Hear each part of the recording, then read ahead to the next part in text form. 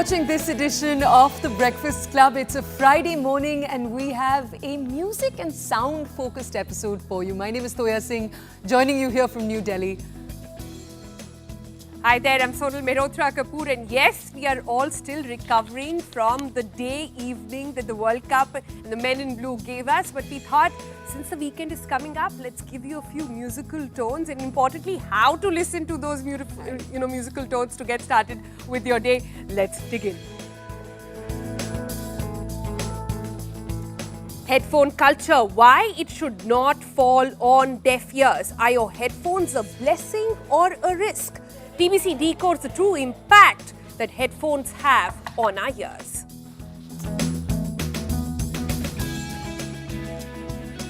She's 11, she's electric and she's live with us. India's young rock prodigy from America's Got Talent. She's now India's heart, meek rock sensation Maya Neelakantan. Simon Cowell's already called her a rock goddess. Let's take a look. We'll have her here with us on TBC.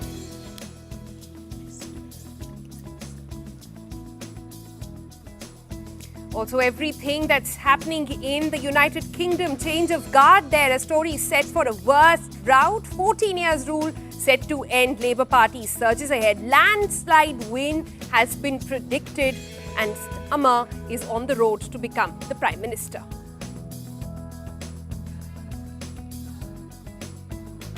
And from politics to the world of film, you already know that Kalki is in theatres and it's doing incredibly well. The film stars Prabhas, Amitabh Bachchan, Kamal Hassan and Deepika. It's obviously a powerhouse quartet, but what we have for you is actually something slightly different. A witty take on the film. This is Abhijit with more.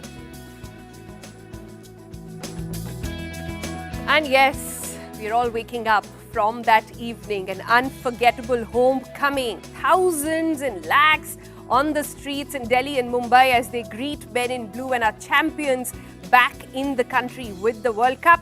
The meeting with the Prime Minister happened, so did the greeting with the fans. We bring you some highlights just in case you're living under a rock and managed to miss it. All right, let's start the program today. And today we are turning into a topic that's music to our ears, quite literally. Now recently you might have heard what happened to singer Alka Yagnik. One of India's most iconic voices has turned deaf. In a post revealing what exactly happened to her, she spoke about the perils of headphones. So on the program today, we are diving into the world of headphone culture and why it should not be falling on deaf ears. Remember, headphones today that we use for working out, it's a constant companion for commuting, even while sleeping. So what exactly is the best way to do it? That's what we're going to discuss. We did a little research, our entire team, and you already know the basics on headphones, but we thought let's really break it down. So you can broadly divide headphones that are available on the market right now into 3 different categories. You have in-ear, you have on the ear and you have over the ear. We'll tell you the difference in just a second. An over the ear headphone is a type of headphone that has a thicker headband and a larger ear cup which more or less covers your entire ear inside the ear pads. The ear pads are bigger than your ears themselves so that they can cover your ears entirely effectively. Then you have on-ear headphones, slightly different. They're a type of headphone that have smaller cups than we've just talked about. They sit on your ear and the ear pads are somewhat the size of your ears themselves or even smaller and they don't fully cover your entire ear. That's right. And then there's a third kind, the in-ear headphones, which perhaps are the most common these days. There are these AirPods that are very popular. There are buds, which all are inserted inside. Then there is also the most talked about and perhaps the most debatable concept when it comes to headphones. It is called noise cancellation. Now, on one hand, what does noise cancellation do? It means that it cuts out outside noise, meaning you don't have to hear the volume at a very high level. Good music experience can happen at lower volumes, but long and uninterrupted exposure can also do a lot of harm, which is what we're going to discuss on the program today. Let's bring in our guest, and we've got 3 very diverse voices and 3 different sort of opinions that we really want to understand. We have Dr. Sasidharan with us. He is the head of ENT surgeon at a department in Artemis Hospital. Hi, good morning, Doc. Thanks so much for joining us over there. We also have with us in the studio Raghav Sachar, singer, musician. You all know him. We all love his music. And I want to understand what is this sort of perils, health perils of the industry that Alka Yagnik is talking about. And we also have Samarth Agarwal with us. He's a sound engineer, composer, performer, and also somebody who's constantly with headphones on. So let's start with Samarth, really. Samarth, you understand these different kinds of headphones more than anybody else at this point. And you know, at a time and age when people can order headphones on Blinkit, on other apps and receive it in 10 minutes, people are not thinking too much when they buy headphones really. What, according to you, is the sort of bifurcation that one must keep in mind? And are there different kinds that you also use then? Absolutely. In our daily routine, we use headphones almost all the time. And for us, we have 3 specific categories that we like to use. One, which is the on-ear headphones that you can see. These are best for balance between comfort and sound quality. Then you have the in-ear headphones, which are more like intimate to cancel out ambient noises. And then you have the over-ear headphones, which are focused on comfort as well as long-lasting usage to avoid like discomfort for users. Right, interesting over there. Toya, I want to take that question to the doctor then next. Right. So, Dr. Shashidhar, tell us, I know there are some more factors. So, for example, how long you're listening, what volume you're listening to, how many decibels. So, those factors matter too. But broadly, if you had to give us a sort of guide, which one of these 3 kinds is the least damaging? A very good question. Actually, there's another 4th kind, which we say bone conduction headphones, which do not actually go near the ears, but it's near the temple on the bone. And they are the ones which are best because they don't interfere with normal ambient listening. You can put it on, run, you can still hear the traffic and people talking to you. So the over-the-ear headphones are the best when you're looking at quality listening because the volume and everything never gets too loud. Second point is, if any headphone you put and you're not hearing a normal conversation from the other side, then you're already too loud. So that's the benchmark, the rule of thumb. It doesn't matter you're using in the ear, over the ear, or any other headphones, except it's in a noise cancellation mode. But if you're not able to hear the other person talking to you, your volume is already too high to damage the ears. Okay, that's a All good, right then. I have a follow-up question to that, but let me bring in Raghav also once. Raghav, firstly, it's shocking what happened to Alka Yagnik, and the fact that for the first time she's put this on record that there are health perils when it comes to using headphones as well. We in fact did a bit of research and found out there were several artists internationally who've all went almost deaf towards the end of their career, and some very big names over there. Do you also feel that this is the kind of impact one is seeing? Because I also see a lot of live performances use in-ears. You have to wear it all the time for a long duration. Right. This is a situation that, you know, I have also been considering getting some answers for, because especially since Alka ma'am's situations come to light, it's very troubling because we are constantly performing. I'm a performing artist and I'm on stage almost every second day. And what happens is, these headphones that we have, they are not the ones that I use, are not the ones that are these regular headphones. And you can't be wearing a chunky headphone on stage while you are jumping, playing multiple instruments. It becomes very difficult. So you want something which is very mobile, but you again can't have AirPods because they can slip out and they can fall out while you're doing all of that. So what we wear are something called as molded headphones. So basically what happens is, you give a mold, your ear mold, and there are certain companies internationally and even in India now that make these molds which cover the outer part of your ear completely. They are called the in-ears. They are the actual in-ear monitors. And there is also a canal, there's like a protrusion that goes inside, deep inside your ear.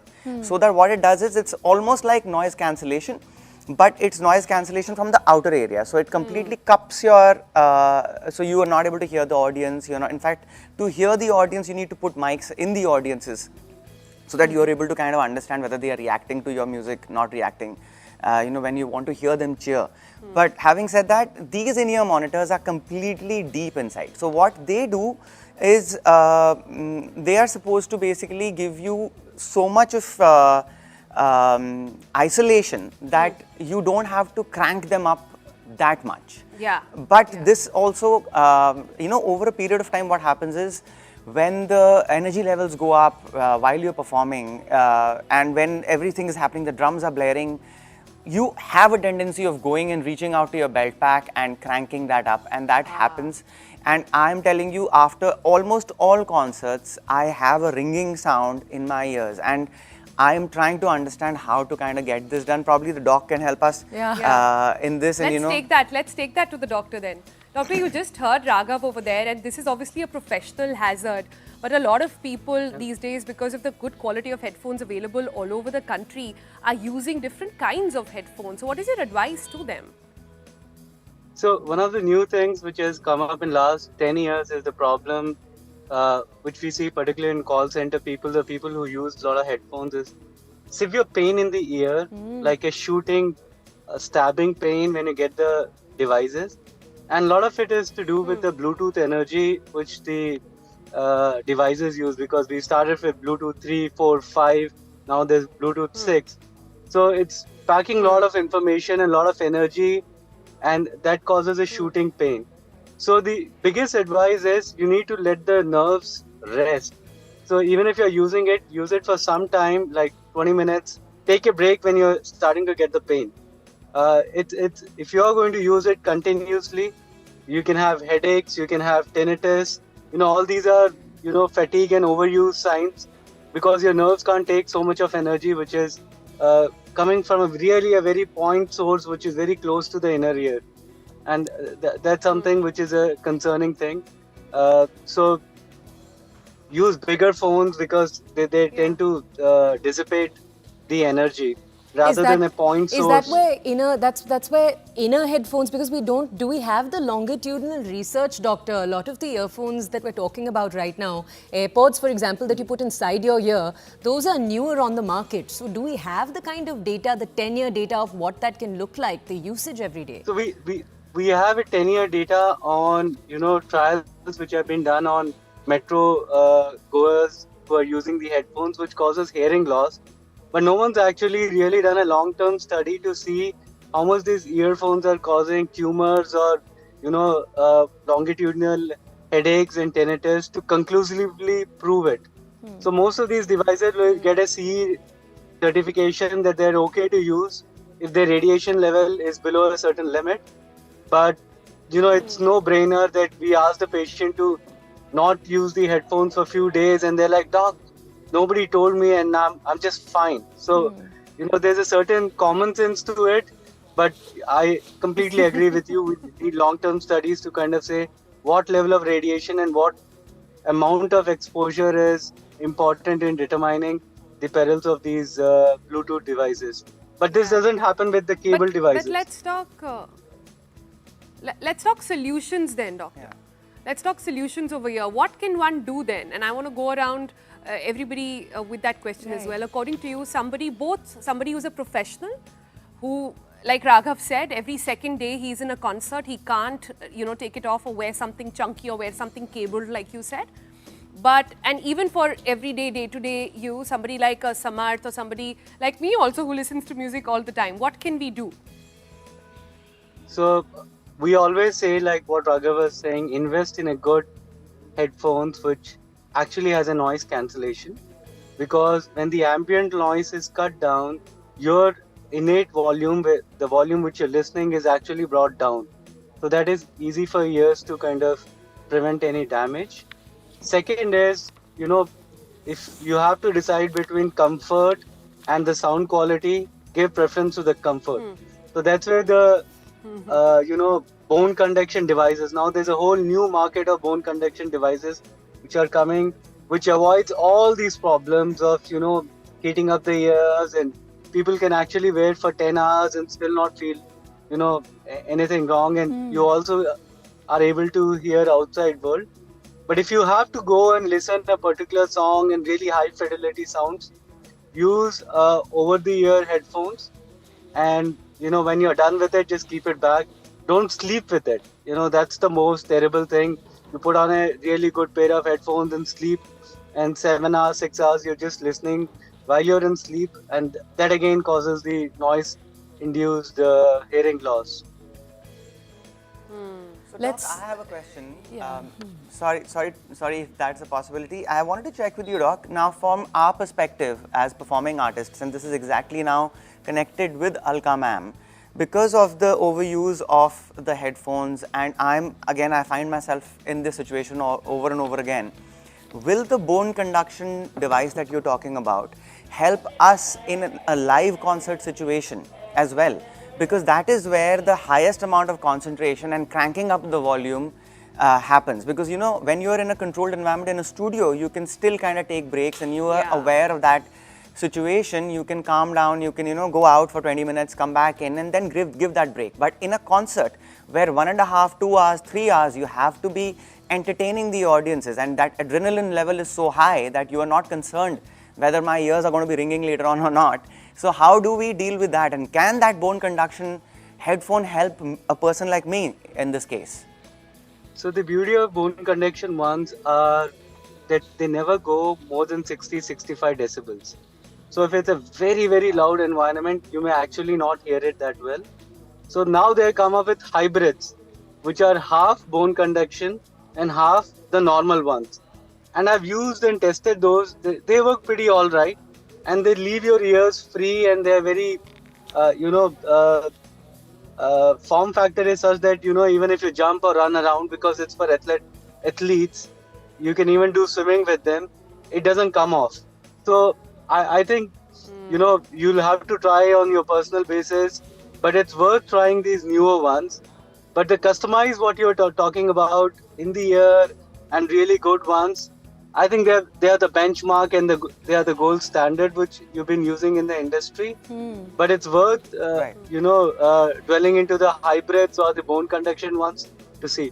Now the interesting part is, whenever there's a hearing loss because of noise, it is exactly at 4 kilohertz frequency, which is a high frequency loss. The speech frequencies are between 500 to 4000. So at the end of the speech frequencies, so you will not even realize that you're having a hearing loss, because your normal conversation hearing is just going to be absolutely fine.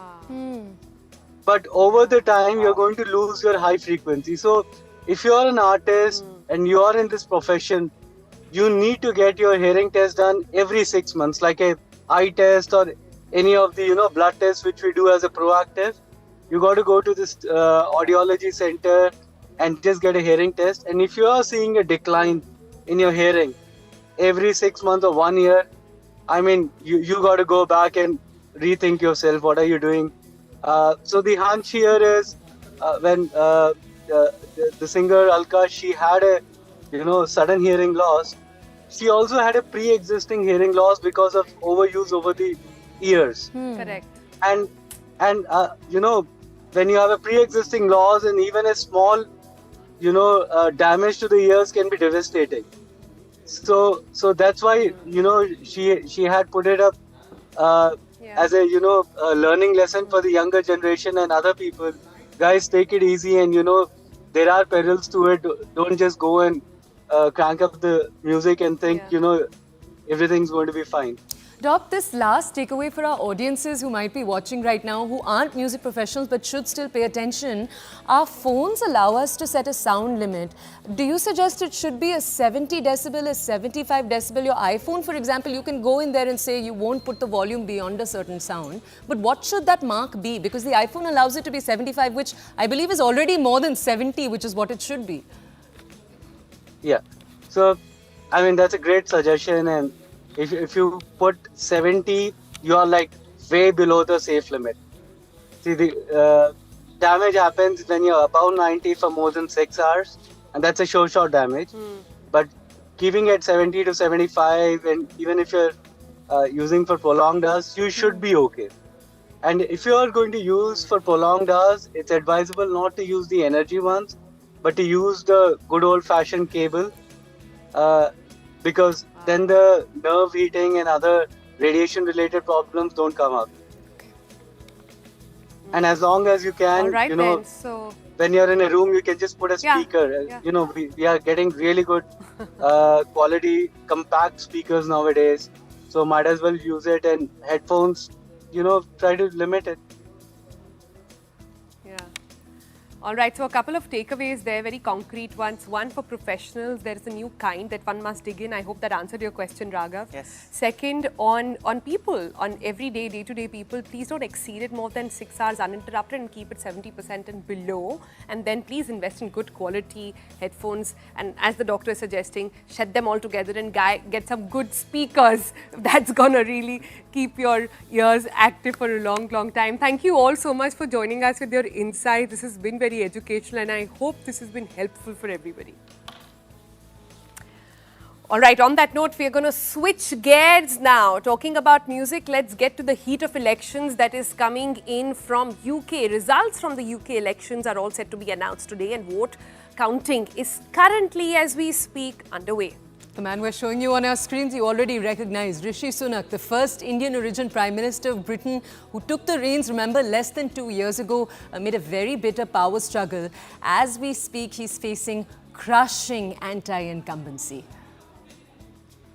All right, so what does this mean for UK? What does this mean for India? Akansha is with us in the studios to take you through all of that. Akansha. Thank you, Sonal, and thank you, Toya, because remember, this time, as far as UK is concerned, it seems at least the pollsters have been proven right, unlike India, because it's been a colossal defeat for the Tories, as was already predicted in the polls. But on that note, important to also highlight why, in fact, the Tory wave has in fact been demolished, which has in fact been governing the UK for 14 years. Let me also break down for you what explains this anti-Tory wave, as Keir Starmer is all set to become the new Prime Minister of the UK. Well, the first and foremost, most important point is healthcare, because 7.6 million people are currently on the NHS waiting list. Remember, the wait list is something that Keir Starmer has also promised in his campaign,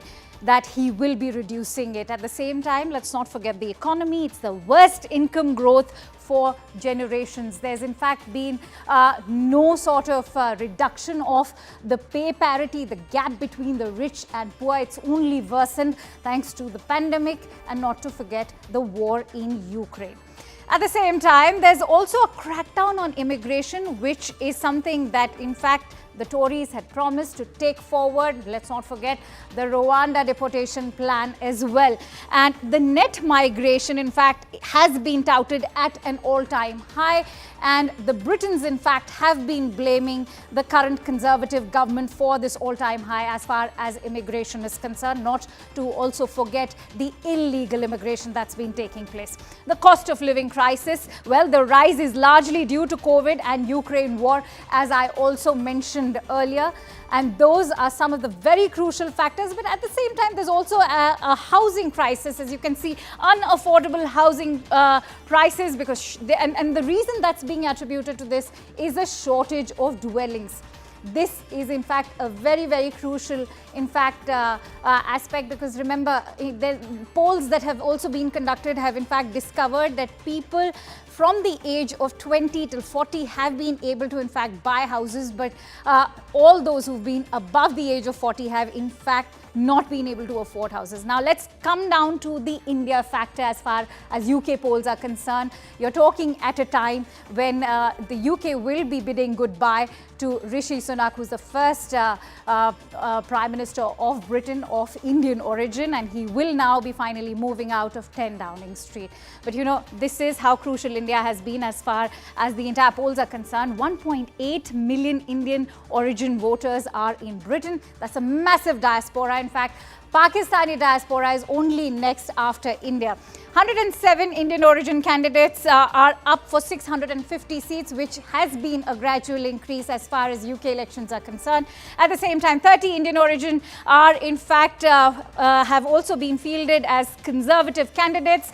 Out of these 30 Indian origin, 23 of them are in fact new. Let's now also tell you about, as far as the Labour candidates are concerned, 33 Indian origin candidates as far as Labour candidates are concerned. 26 of them are again new. 11 Indian origin Liberal Democrat candidates have also been fielded. Not to forget, 13 Indian origin candidates are in fact from the Reform Party in UK and also the Green Party, which are also the other parties that are in play. 5 Indian origin candidates from the Scottish National Party that has also played a very significant role in this overall election. On that note, in fact, let me also bring in my guest today. I'm joined by Stella Stankido, who is in fact been a former advisor to the Labour Party. She's also a political commentator. Thank you so much, Stella, for joining in. You know, what was heartwarming was the message that has just been delivered by Keir Starmer. He's gone on to say that you've cast your vote, and even if you have not voted for me, I will still deliver. Of course, because the majority that he has won tonight, it is a historic victory of immense proportions. It is bigger than Tony Blair's majority. It is likely going to be bigger than Tony Blair's majority in 1997. We do not have yet all of the results, but it looks like it's going to be even larger.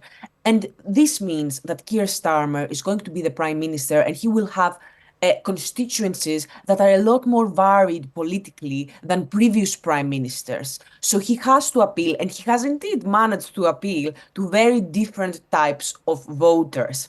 And this is what he was this was the message that he was trying to convey in his speech, and this was the way that he was campaigning all of this time.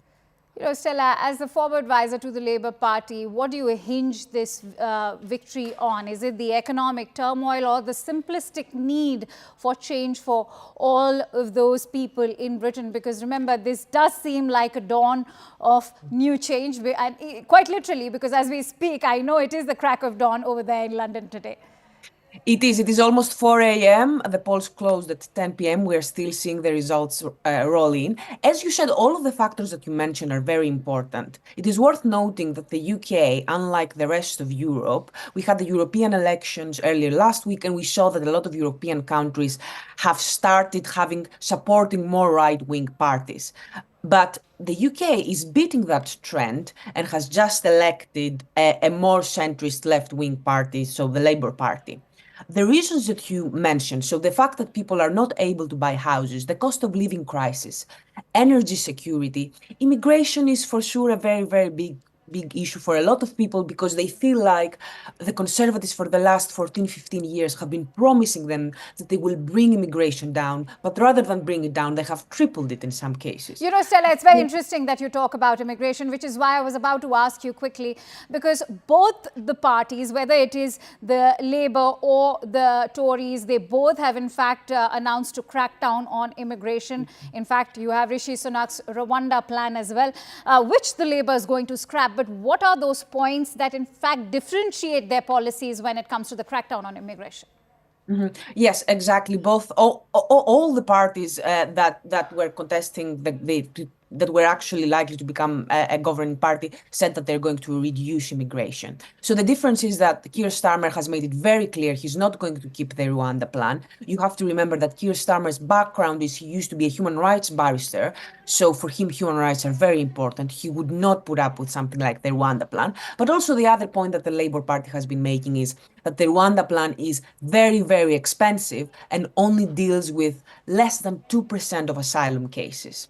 So the difference is that the Labour Party has been saying that what they want to do is they want to renegotiate with the European Union so that they have a returns agreement. So that if someone comes illegally to the UK through boat crossings or whatever other means, that they are then returned. And there is a quicker processing, because that's a big factor in the big backlog, the processing. Stella, I'm running short of time, and many in India would want to know how the Labour Party will in fact be shaping up the new foreign policy and the bilateral ties between New Delhi and London. Because remember, there's a lot right now which is stagnating as far as the FTA is concerned. Students are also concerned in terms of their admissions in the UK.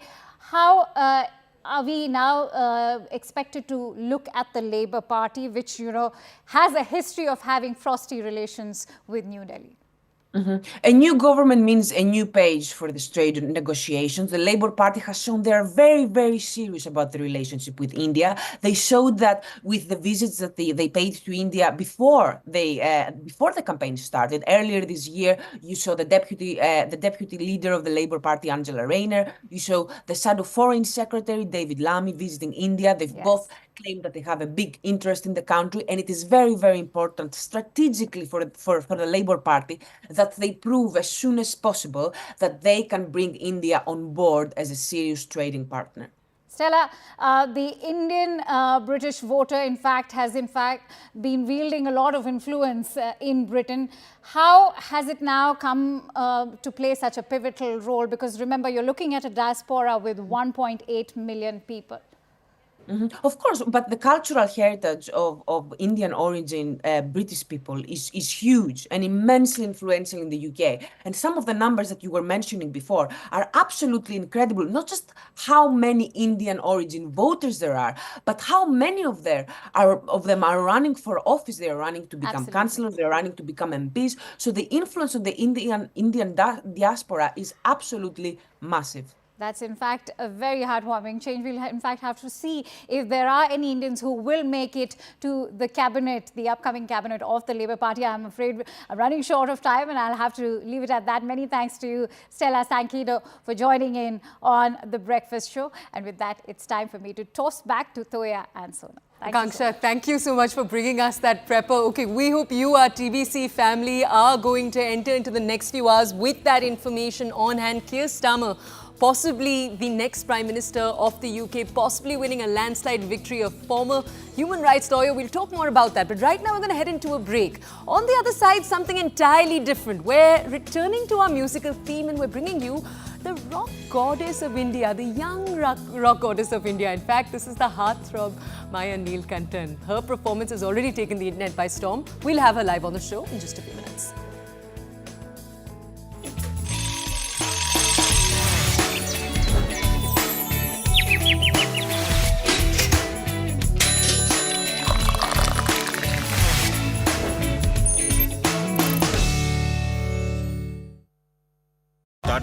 Has managed to collect straight from the sources. These are our players, our men in blue, our champions. Not just our champions, ladies and gentlemen, but the world champions, of course, coming back to their soil with the Victory Cup. Of course, the ICC World Cup in their hand. On your screens, you're looking at the players walking out of the Delhi airport, the national capital. They have already successfully reached their hotel. And they will be resting for a couple of hours before they finally go on to meet the Prime Minister for a photo opportunity and a brief, details with the Prime Minister Modi to be emerging after a couple of hours, of course. With those visuals, we are slipping across for a very short commercial break. Do stay tuned. We'll bring you all the developments with regards to the arrival of world champions and, of course, the details emerging from the further team, the champions at the Hotel ITC Mora, where they'll be resting for a couple of hours before they're heading towards the official residence of Prime Minister to meet him and get a photo opportunity. Earlier, we knew that Prime Minister had already congratulated the team via a video message as well and over a phone call. Today, they'll be finally meeting the Prime Minister to have a breakfast with him and, of course, a photo opportunity. Sports journalist Vimal Kumar continues to stay with us on the broadcast. Vimal, there were a couple of hiccups that we got in the second innings, of course, in Barbados when the match was happening. When we finally saw the scorecard at 30 runs from 30 balls, we all sort of lost our hope. A lot of televisions were shut at that point of time. But suddenly the moment and the tables were turned in the second innings when finally our bowling order was switched a bit. What were the thoughts that you had in your mind with regards to the table which got turned in the second innings? What was the mood there amongst the journalists?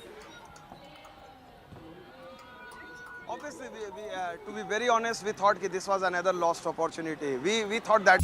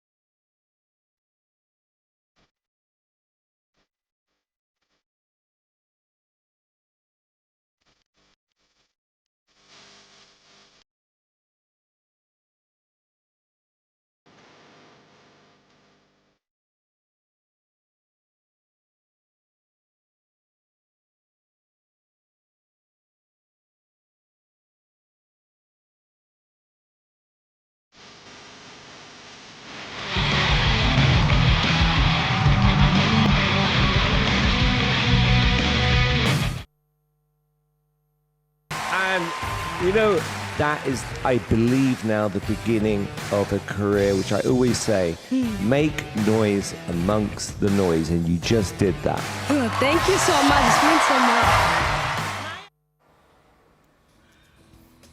All right then. So that, if we haven't got you headbanging already early in the morning, and if you haven't got goosebumps already, it's all thanks to that awesome shredding of Maya. Now she is a Chennai-based 10-year-old girl. She just turned 11, whose recent performance at America's Got Talent wearing a traditional outfit, temple jewelry and all that has gone viral. So if you heard that, right in the beginning, she's taken a piece, she's taken an alap from Nat Bhairavi and she's then connected it to a rock piece, making for a very, very unique sound. Now, we already showed you how the judges reacted, but her performance has also gotten lots and lots of applause from people online. You have Anand Mahindra, he's invited her to perform at the Mahindra Blues Festival. You have A.R. Rahman, Shruti Hassan, both expressing admiration for her. We thought we'd bring her onto the show and ask her all about how the last few days have felt since her performance has gone viral. Of course, this is a long time coming, and let's understand a little bit more about that journey. Maya, good morning. Welcome to TVC.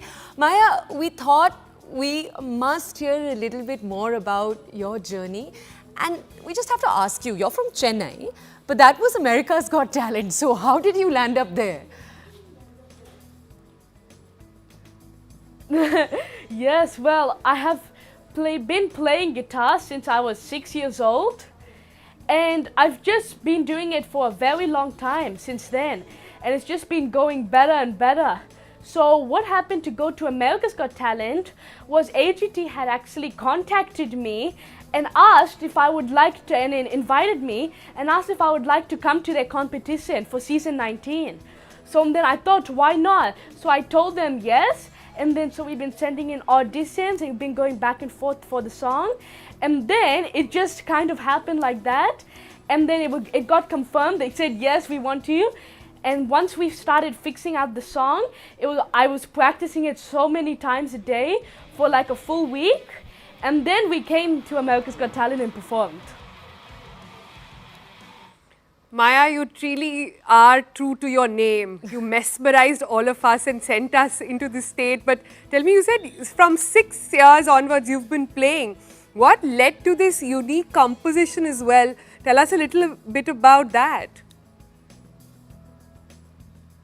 Well, I have been doing since I was 6, and I've always really been very interested in music.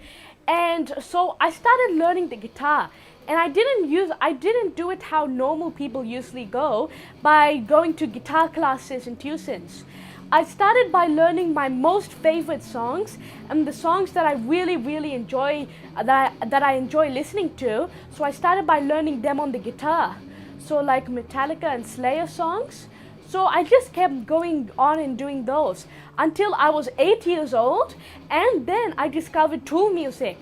That was a fully different genre of its own, and it's kind of like my skill had improved a lot after playing Tool, because their songs are like for 15 minutes, some of them, and it's so much to remember and play. So I got a lot better after that. And then later I still felt that one more thing was missing.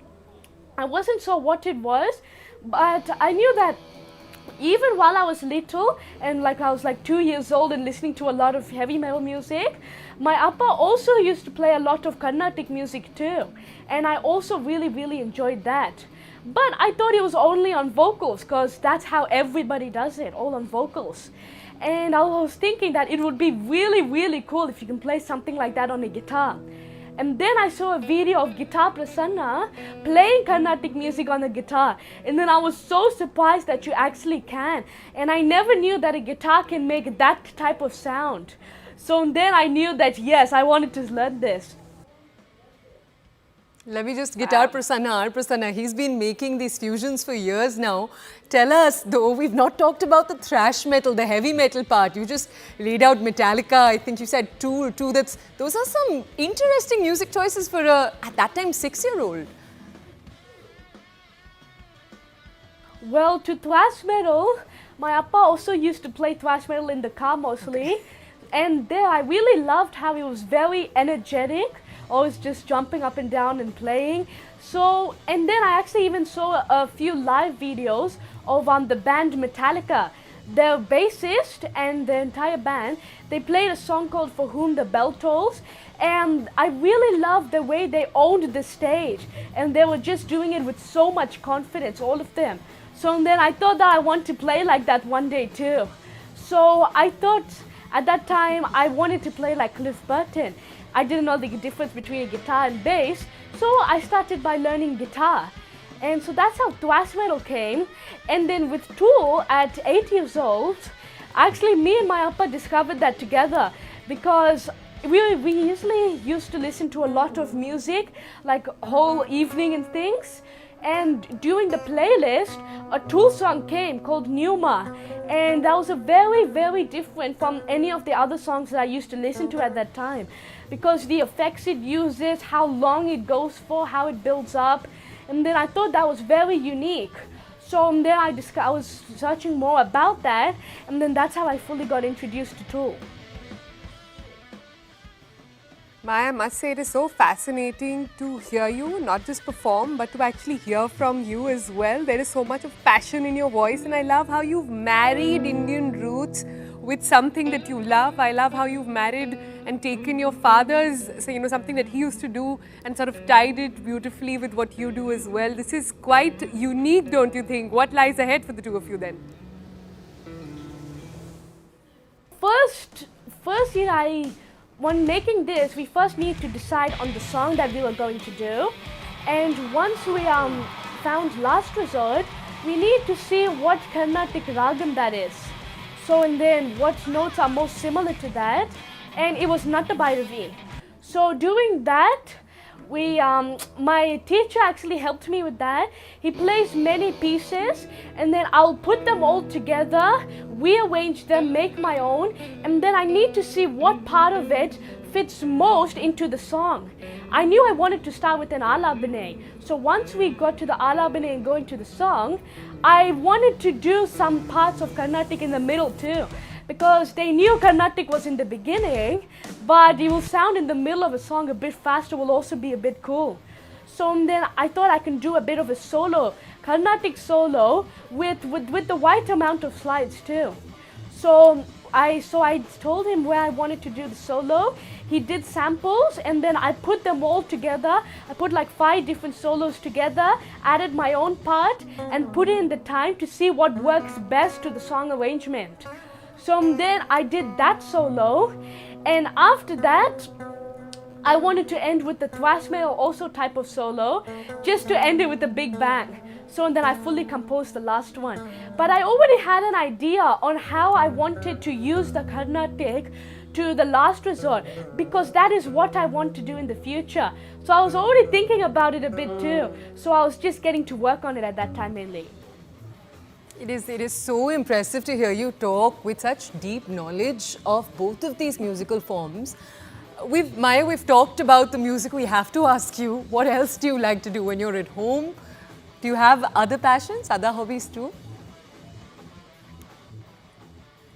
Yes, well really guitar is something that I love so much, and it's not like a work for me, but yes, I do have some other hobbies too. I do read a lot of books. I'm an extremely fast reader. I love learning about animals and watching documentaries on them. I find that very, very interesting. And I love playing PlayStation with my appa and my little brother. So with all of these together, those 3 and guitar are the best things that I really, really have fun and enjoy doing. And of course, I like to play ball, bounce it across the wall, and just play with my brother.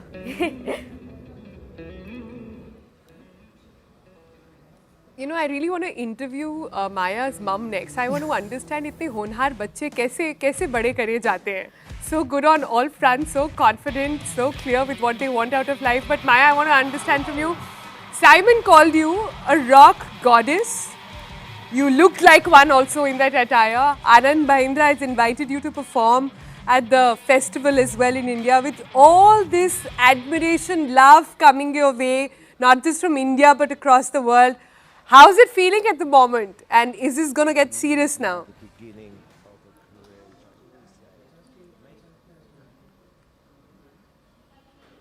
I have to say I was very happy and surprised when I saw his post, and I did not expect that at all.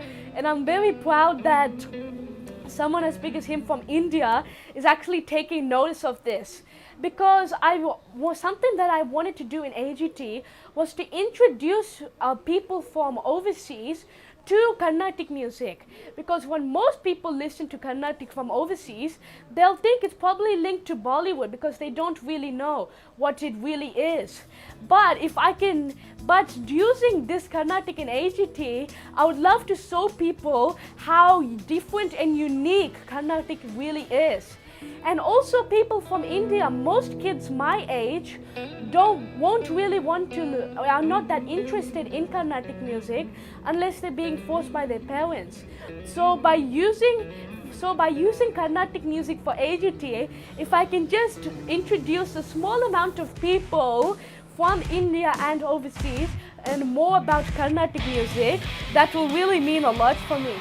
So I was very, very happy to see his post. Maya, thank you for taking out the time to speak to us this morning. Good luck on your AGT journey, but it's really been special to get to know the entire journey that's got you here, the unique combination of music that you do. Okay, let's move on from this now to something very different, but staying in the entertainment world. Kalki 28988D has been out almost a week, and it's already emerged as the most successful Indian film of 2024 overseas. And why won't it be? It's got Prabhas, it's got Amitabh Bachchan, it's got Kamal Hassan, Deepika Padukone. The star cast pretty much speaks for itself. And it's been hailed as its jaw-dropping VFX also, and the very powerful portrayals that it's bringing to the screen. Now, amid all of these laurels, this is what our colleague Abhijit had to say. He's got a witty take. Take a look.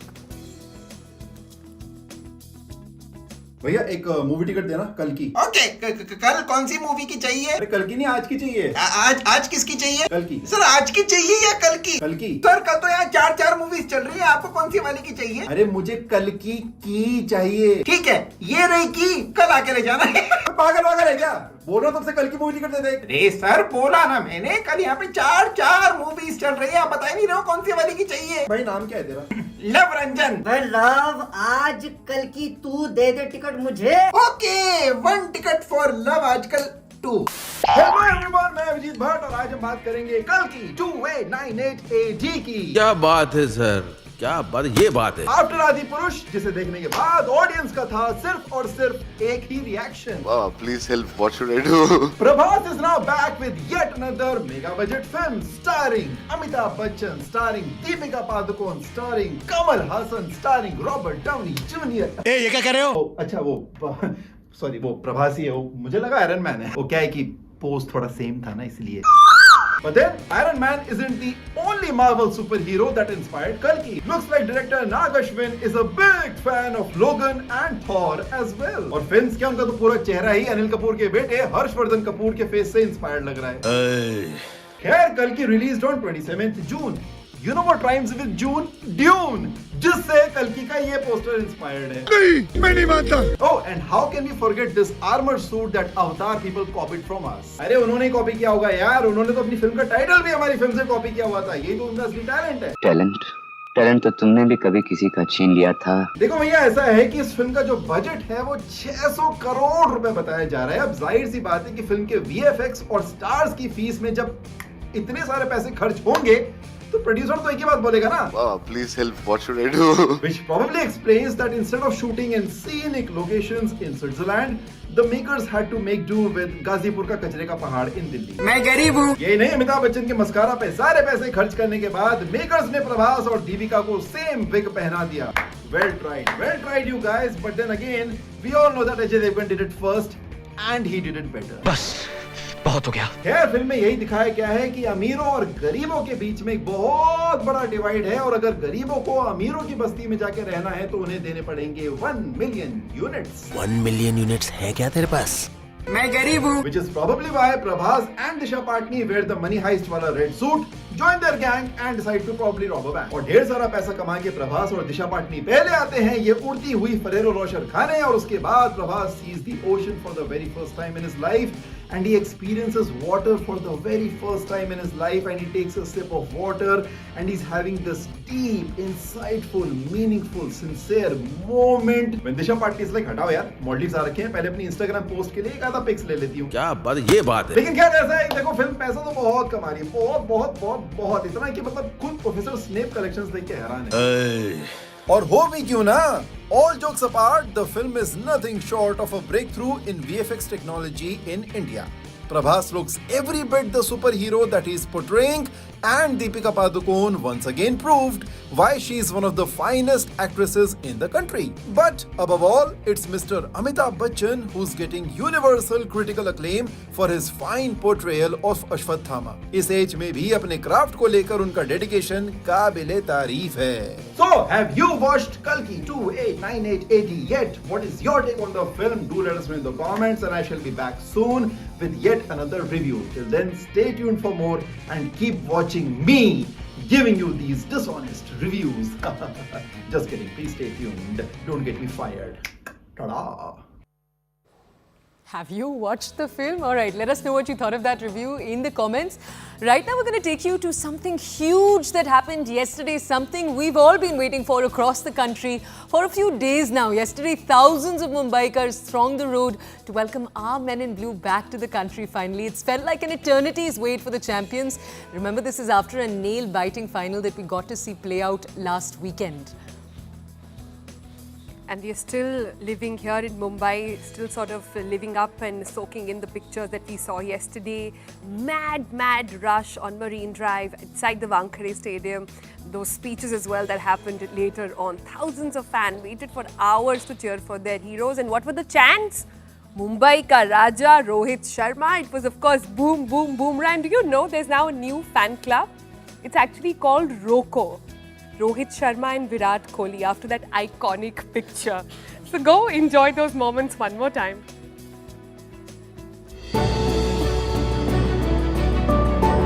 The celebrations didn't stop for a second for the victorious men in blue. Even a 16-hour flight from Barbados couldn't tire them out. The World Cup champions were coming home with the ultimate prize in T20 cricket.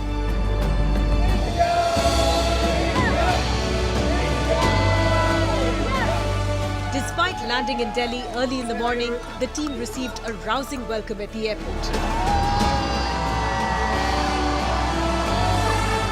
It got grander when they made their way to a 5-star hotel for a pit stop.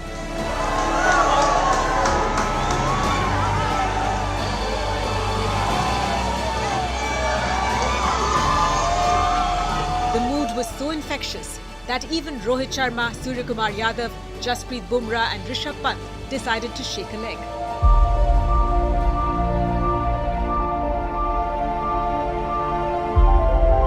The T20 World Cup winning captain also cut a celebratory cake made in the shape of the trophy.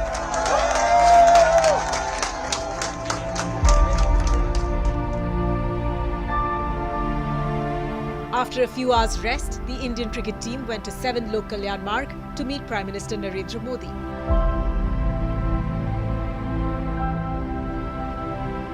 PM Modi and the team posed with the trophy and they shared their experience through the tournament.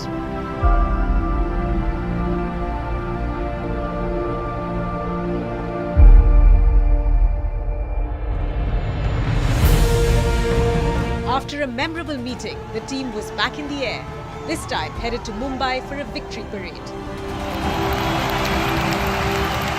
Even before the team had landed in the city, Mumbai had turned blue. A sea of people thronged the iconic Marine Drive to get a glimpse of the T20 World Cup champions.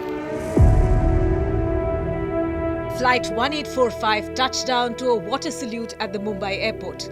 The flight number was dedicated to the jersey numbers of Virat Kohli and Rohit Sharma, the two senior-most players in the victorious Indian team. As crowds waited at the airport, the players finally walked out and got on a bus that would take them to Marine Drive.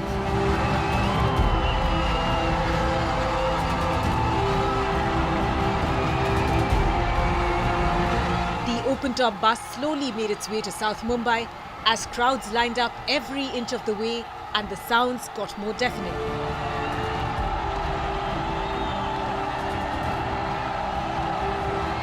The triumphant players, head coach Rahul Dravid, BCCI Secretary Jay Shah and the rest of the team stood on the bus.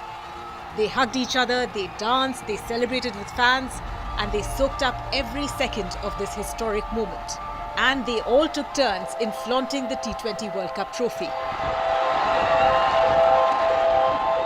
At one point, Rohit Sharma and Virat Kohli came together to jointly lift the trophy. Both men had announced their retirement from T20 internationals after the final against South Africa. Finally, the victory parade reached the hallowed grounds of Wankhede Stadium. Thousands packed into the stadium to cheer on the men in blue. The BCCI awarded 125 crores prize money to mark the 4th time that India have been crowned world champions and only their 2nd triumph in the shortest form of the game. An emotional Rohit Sharma sang his team's praises and dedicated the trophy to the entire nation. Outgoing India coach Rahul Dravid signed off by calling the team his family. Virat Kohli said it's time for the new generation to take over. And man of the tournament Jasprit Bumrah called it an unforgettable moment. 13 years after India won the ODI World Cup, Wankhede was witness to another night of history and precious memories. Those incredible visuals of fans getting to meet their stars, their heroes. But yesterday, our heroes also finally got to meet their families. We have for you next these adorable visuals we're going to play out for you in a second of Rohit Sharma getting to meet his mother, Purna. She'd told journalists there that she'd chosen not to go meet the doctor. She just wanted to see her son. Just look at those kisses she's laying on him in those videos right there. Yeah, no private moment or private life is allowed to these players. They are India's heroes, India's captain, India's cricketers, and fans sort of throng every moment. But a mom is a mom, I guess. And those are some videos to really salvage and memories to salvage. On that note, we are going to close the program.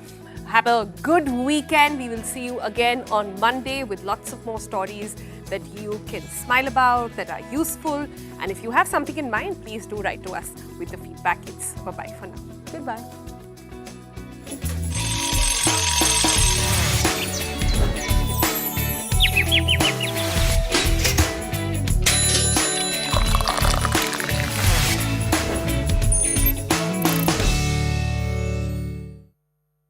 Rashi ki school fees. Saw what happened in WTC final in London. I was there.